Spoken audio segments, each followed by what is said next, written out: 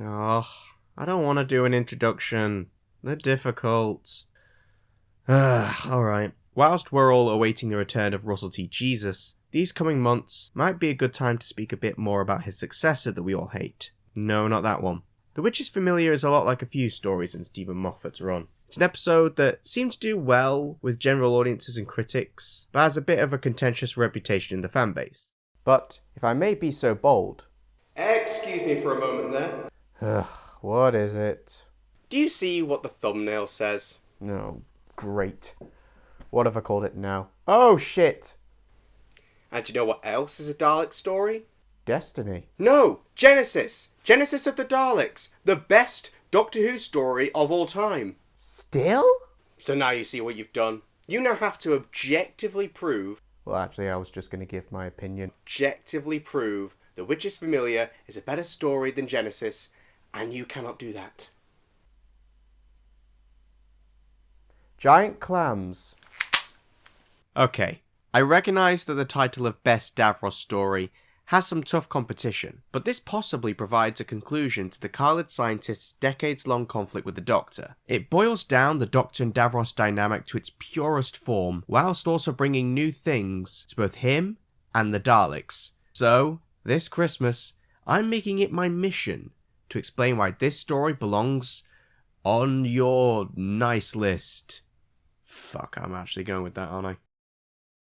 Let's start with the first big criticism. I've seen people I respect take issue with some of the plotting, storytelling priorities, and pacing of the first episode, The Magician's Apprentice.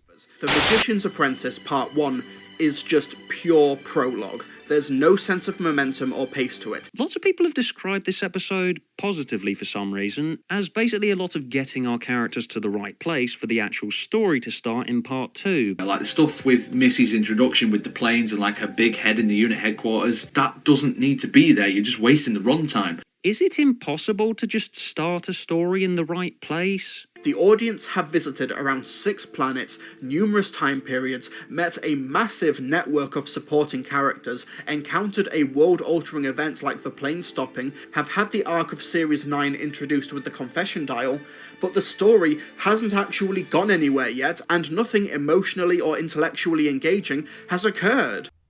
I pretty much agree with this. I've certainly got mixed feelings on Moffat's take on two-parters in general. He's got on record saying that he prefers the second part to start off somewhere completely different to where the first part left off in the cliffhanger. Apparently he often cites The Empty Child and The Doctor Dances, complaining that the cast was stuck in a basement for a week. Feels like I'm misunderstanding this. Like, a week isn't actually happening in universe, that's just the Mary Whitehouse Deadly Assassin cliffhanger complaint, isn't it? It feels like I'm missing something. If someone could explain this, please drop something down in the comments. In her Eruditorum post on the Rebel Flesh and the Almost People, Elizabeth Sandifer points out that a potential problem with this approach, that story, is that it can leave you with the sense that the story doesn't actually start until halfway through, which, what do you know, is the complaint leveled at this story. On the other hand, I see why this episode exists in the way it does in retrospect, and after a rewatch, it didn't grate on me that much. Yeah, there's a bit of location hopping, Moffat's assembling the pieces alien bodies style. It's chaotic, but not nearly as much as something like, well, anything in Flux. Throughout all the different scenes, the Doctor's disappearance is a nice, clear defined goal and acts as a good through line to help keep us focused. This episode, as well as both titles, are also pretty Clara focused. Giga Who has a blog defending a lot of the aspects of this episode, as well as providing a reading of it through the lens of class warfare, which I'd highly recommend. He points out that, given how the rest of the season turns out, focusing on Clara here does make a great deal of sense, especially when providing a warped mirror of her relationship with the Doctor with Missy's relationship with the Doctor. So if part 1 is basically a Clara v Missy showdown that happens to lead into a Dr. Davros story, that's fine.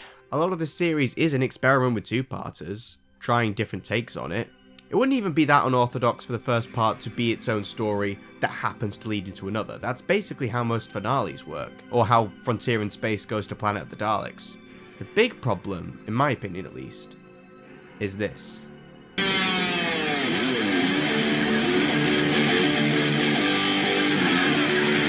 No, not that, this. Davros. My name is Davros.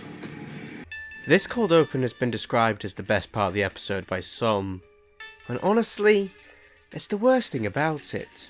A cold open this teasing, this ball-pluckingly baity, and yes, I know this is coming from me here, and it's not addressed until about 25 minutes later. Young Davros doesn't feature in either episode that prominently, so why have him in the cold open? I'm not saying you should cut him out entirely, I think he had something very important, which I will get back to, but for a cold open, and then we spend the next 25 minutes setting up for the finale and constantly asking what happened next. That's evil. Anything between there and then obviously wouldn't have gotten a fair shake because we're all too distracted by what happened at the start. The cast could have done the full Monty and I would still be thinking about Child Davros and wondering what the Doctor did next. So overall, while I enjoy it, I'd say The Magician's Apprentice is a flawed bit of television, but there is a scene that completely redeems it for me and honestly sold me on this entire story when I rewatched it. This scene might be the most important part of either episode. Let's talk about the Khaled himself. Davros, Julian Bleach, King Julian. The other biggest thing I've seen people take issue with is the twist. I've seen some variation in the complaints, that it was predictable, how feasible it was that Davros could have performed this well, but, well, I'll let them sum it up. It's just a shame these scenes are kind of undercut by revealing it was them both attempting to play each other. Basically, this story and all of the character growth it revealed, completely irrelevant. Davros hasn't changed, and the Doctor knows it. It completely undercuts the scene that came before. And it wouldn't bother me if that scene hadn't been so good and gone on for as long as it did. The characters haven't actually gone anywhere. It doesn't matter how much BAFTA-worthy acting you put on camera if the script is just going to betray them like this. And this was my biggest gripe with the story as well after I first watched it. It seemed like a cop-out for what could have been a really fitting ending for the character. Davros at the end of his rope, dying, wondering whether it was all worth it.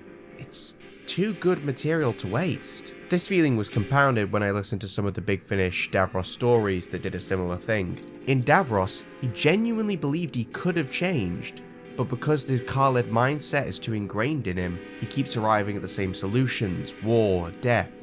Terra Firma, like this two-parter, takes one line from Genesis, the one about the virus, and uses that as the basis for its own story. And that also could have worked as an ending to Davros. Given how long the episode spends with the Doctor and Davros, if their scenes get undermined, it kinda sinks the whole thing, doesn't it? Which would suck, because these scenes are so good. No review I've found can't not praise the acting, and even the writing of these isolated scenes. It's just sublime. So, that scene I said clued me into what I thought this episode was doing. Here it is. See how they play with her, see how they toy. They want her to run, they need her to run. You feel their need, Doctor. Their blood is screaming, kill, kill, kill. Hunter and prey, held in the ecstasy of crisis. Is this not life at its purest? Okay, there's a lot to unpack here. First off, it's just a wonderfully tense scene. The Daleks haven't been this scary for a while. Sadistic in ways we've not seen except out of stuff like Prisoner of the Daleks. And all while this is going on, Davros is laying out his worldview. Hunter and prey, the fascist rhetoric he was bombarded with when he grew up on Skaro. And before this, the Daleks have just taken out the previous big bad of the last series, leaving Clara all on her own. Davros in his previous story compared the Doctor's companions to the Daleks. They're both extensions of themselves. This builds on that, making the companion and the Daleks extensions of the Doctor and Davros' worldviews, and then makes them compete. One mad scientist's creation versus another mad scientist's creation. Which method comes out on top? This established, for me, what the episode was all about. The same thing as all other Davros stories. A battle of ideologies. And then there's this. They send me life. Is it beyond the wit of a Time Lord to send them death? Genocide. In a moment. Are you ready, Doctor? so many backs with a single knife. Are you ready to be a god? This should be completely out of character for Davros. Why would you be telling me this? This would be like in Genesis if he was the one handing the Doctor the wires and saying, "Go on, do it, you puss." He shouldn't want the Daleks destroyed. He should want them to flourish. I think the way we tend to remember this story is that the Doctor and Davros talked, seemingly came to a better understanding of each other, Davros is about to die, and then bam, this was all a trick, both of them knew it, no one learned a thing. But when we compare these plot points, and look at them in context with the rest of the episode, then I think what Davros really wants becomes simple. The first thing we're told about Davros, back in part 1, is that he's dying. The thing that this episode probably could have established a little better, honestly, is that not only is Davros dying, and in his final days, but so are the Daleks. When Davros drains the regeneration energy from the Doctor and pours it into the Daleks, we hear this. We are renewed. We are more powerful. All praise Davros, creator and savior of the Daleks. Renewed. Savior. Sounds like this wasn't just a bid for extra power, it was a survival plan. We know that earlier in the episode, Clara and Missy encounter Dalek mutants abandoned in the Skaro sewers. Daleks who, like Davros, have lived too long and have started rotting. In an earlier scene, Missy asks if the Dalek Supreme is the same one she fought centuries ago. Are the Daleks we see above like the ones downstairs, only a bit younger and haven't gotten to that same awful state? Giga Who points out many of the subtle signs that the Daleks aren't in their best shape throughout the episode. They've rebuilt Skaro, made it look like it did back when the show started, and the different Dalek designs aren't fighting each other like they usually do. But underneath it all, their empire is dying from the inside. They've gotten so old they're falling apart. Yes, they've made it how they used to be, but has that made them more powerful? We see a fair bit of the rest of the universe in part 1. Pretty Dalek-free by the looks of it. Think this guy's worried about a Dalek invasion? What about you, Mom? Deploy the Under-Regiment across both sectors. That number of suicide moons cannot be ignored. Yeah, the Doctor and Missy seem pretty scared, but they're Time War vets. The Daleks only inspire fear because of stuff they've done in the past, not anything they're doing now. The only empire the Daleks have is their house, and it's rotting despite all the lovely white paint job they've done to it. Even the fact they have Skaro again isn't an indication of any strength the Daleks have. You know, it's not a great sign for your plans to conquer the universe when the best thing you could say for yourself is that you're literally back at square one after thousands of years. In the face of their own societal decay, the only thing they could do is bury themselves in nostalgia. And I mean, same. This is neat for a few reasons. It combines the desperate survivors narrative the Daleks had back in the RTD era with Moffat's interest in dealing with the Daleks as a society. It's also meta, given how far we've gotten into New Who and seen the Daleks defeated over and over again. They're not as scary as they were back in 2005, but all of this really informs Davros' headspace. Not only is he dying, the Daleks are too, and he knows it. He was here for the collapse of the Khaleds. He contributed to it. He can see the warning signs of an empire in its death throes. But these are his creations. They're supposed to be the improved versions of the Khaleds. And he's having to contend with the idea that they failed. He designed these things on the basis of his philosophy, all that survival of the fittest baloney. They are conditioned simply to survive. They can survive only by becoming the dominant species. When all other life forms are suppressed, when the Daleks are the supreme rulers of the universe, then you will have peace. So if the Daleks are a failure, that means he is too. That means his way of thinking doesn't work, that he was wrong. And that's the legacy he'll leave behind when he dies. So when faced by their impending doom, what do the Daleks do? Well, they act like complete hypocrites, tuck the tail between their legs and ask Daddy for help. It's pretty much their go-to move. But what about Davros? What does this man do in his last days of life? Davros wants closure. He wants to be reassured in the face of everything going wrong that he did the right thing, that his way of thinking works. So when he asks this... Did I do right, Doctor? Tell me. Was I right? I need to know before the end. Am I I a good man? He's being very honest here. He desperately wants to know. But he doesn't want to know the truth. He wants to be told what he wants to know. Like, if you want a scene where Davros is bearing its soul, it's right here. Let this be my final victory. Let me hear you say it just once. Compassion is wrong. He's almost pleading with the Doctor here to give him what he wants. There's such a desperation to him. Please validate me before the end. The difference is, this whole time he's not really asking the Doctor, because he knows what the Doctor's going to say. Instead, Davros is going to try and prove that his way works. It's completely in character for him. He's a scientist. Hypothesis, test, result, scientific method.